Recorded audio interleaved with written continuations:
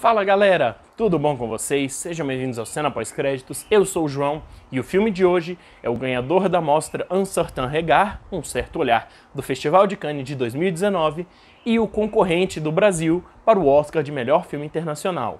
Vamos falar de A Vida Invisível. Nesse mundo, não perco a esperança de que você volte ao Brasil e que nos encontraremos. Por favor, não se esqueça de mim. O nome original do filme é A Vida Invisível de Eurídice Gusmão e ele é baseado no livro de mesmo nome. Mas provavelmente, por motivos de propaganda, de divulgação, o nome do filme virou A Vida Invisível. Então, não se assuste, é o mesmo filme. Guida e Eurídice moram no Rio de Janeiro dos anos 50 e são filhas de um casal de portugueses extremamente conservadores, até mesmo para os anos 50. Muito próximas, acabam se separando na adolescência e sozinhas tentam lutar para vencer a sua invisibilidade em uma sociedade que as ignora e as despreza. Eu tive a oportunidade de ir numa sessão aqui em Brasília, que logo depois do fim teve um debate com o diretor, o Karim Aïnous, que fez Madame Satã e O Céu de Sueli, A Praia do Futuro também, e a Nina Kopko, que foi a diretora assistente, e ela preparou o elenco também. Ele disse que quando ele fez o filme, ele estava vendo a história da sua mãe, das suas irmãs e da sua avó. Mas toda vez que ele saía, fazia uma sessão e viajava ao Brasil, ele percebia que, na verdade, é uma história que não é fechada para a família dele, é uma história de todas as mulheres. E uma coisa que a Nina, diretora assistente, falou também, que me chamou muita atenção, é que 99% das mulheres da história tiveram uma vida invisível. E é verdade, nós tivemos séculos, milênios de silêncio, né? Milhões de mulheres, bilhões na história, não puderam viver suas vidas, realizar seus sonhos, porque elas tinham uma vida invisível e estavam em segundo plano. Nós temos várias Eurídices até hoje, no mundo todo. No pôster, o filme já assume a sua identidade. É um melodrama tropical. E é isso, ele aceita o seu lado de melodrama, ele é muito forte, muito emotivo, mas ele nunca passa do ponto. Sempre que ele está prestes a ficar exagerado demais, muito piegas, ele nunca atravessa essa linha. Ele sempre vai até o limite e volta. Ele realmente brinca muito com as suas emoções o filme todo. Eu tive um problema com a primeira cena do filme, que, em retrospecto, pensando alguns dias depois, ela faz sentido se você considerar o arco do filme todo. Mas para abrir o filme, ela não conseguiu me inserir. Não é bem a máxima, mas existe uma regra de que o filme tem que te prender nos 10 primeiros minutos. E A Vida Invisível não conseguiu me prender nos primeiros 10, 15 minutos. A cena inicial, apesar de fazer sentido, não conseguiu me cativar. A forma como ela é construída, o cold opening, né, você ter essa cena logo de cara, pra mim não funcionou. O filme ele é montado de forma paralela. Nós temos trechos com a Guida e trechos com a Eurídice. E tem a narração da Guida, que ela escreveu carta para Eurídice, que a narração atua como uma forma de nos contar a passagem de tempo, já que o filme tem alguns saltos temporais e ele se passa ao longo de vários e vários anos. E enquanto nós temos a narração da Guida lendo as cartas, nós não temos a voz da Eurídice narrando diálogos, mas nós temos a voz dela através do piano. Isso eu achei extremamente delicado e muito bonito. E aproveitando que eu tô falando de piano, a trilha sonora desse filme é belíssima.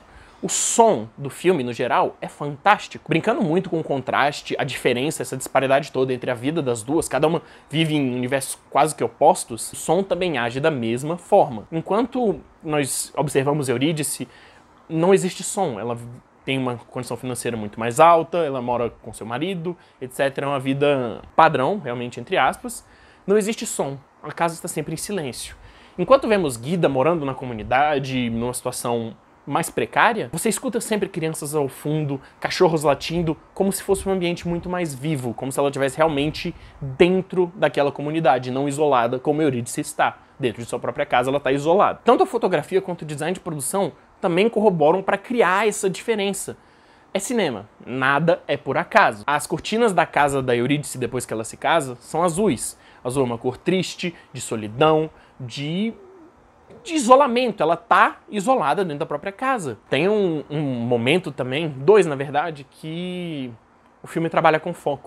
O Antenor, vivido pelo Gregório do Vivier, que é o marido da Eurídice, ele tá conversando com ela, mas ao mesmo tempo que ele tá conversando com ela, na hora que ela responde, ela tá fora de foco, porque ele não tá vendo a Eurídice, ele não se importa, ela tá em segundo plano. Mas aí perto do final do filme, a Eurídice tem um momento muito impactante, é um grande ponto do filme, e ela tá fora de foco não porque ela tá em segundo plano, mas por uma escolha criativa e que mostrou muita sensibilidade do diretor. Eu achei fantástico. Se tivesse mostrado, acho que não teria tido o mesmo peso. Para finalizar isso da fotografia, tem alguns planos abertos que parecem pinturas, são coisas que eu queria moldurar e botar aqui no meu quarto, porque são lindos. O Karim realmente conseguiu retratar o Rio de Janeiro como uma obra-prima, um negócio maravilhoso. E o filme é muito, muito engraçado. As piadas funcionam muitas vezes. Tem umas, inclusive, que são relacionadas a sexo, só que elas pegam o linguajar da época e por isso que fica mais engraçado.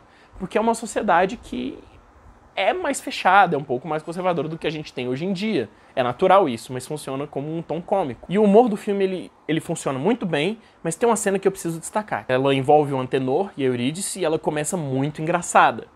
Só que ela vira um filme de terror. Ela perde completamente o humor, fica algo desesperador. E o filme mostra isso, mas na sessão que eu vi, na pré-estreia, tinha gente rindo.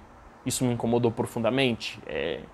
Acho que não captaram sobre o que o filme falava. E o filme ele é longo, eu não tenho problema com filme longo, mas tem alguns momentos que não precisavam estar lá, e ele acaba ficando um tiquinho arrastado. Eu senti a duração. A Carol Duarte interpreta a Eurídice e a Julia Stockler interpreta a Guida. Eu tô falando das duas porque é o primeiro longa-metragem das duas. E elas têm uma química fantástica e as duas carregam o filme com um peso, uma emoção. São duas atuações excepcionais. Meu Deus, eu quero ver o que elas vão fazer. O Gregório Duvivier interpreta o Antenor e ele tem um bom timing cômico, né? Ele é um humorista, afinal de contas. Mas a gente vê um outro lado, um lado que não é tão bom assim. Não é engraçadão, não é cômico, não é gaiato. Ele tem um lado muito dramático. Eu gostei de ver ele saindo do humor um pouco. A Bárbara Santos interpreta Filó, foi uma personagem de grande destaque pra mim, ela rouba a cena quando ela aparece, ela é amiga da Guida e ela tem momentos muito tocantes, muito bonitos. Uma atuação muito boa também. E nós temos a Fernanda Montenegro.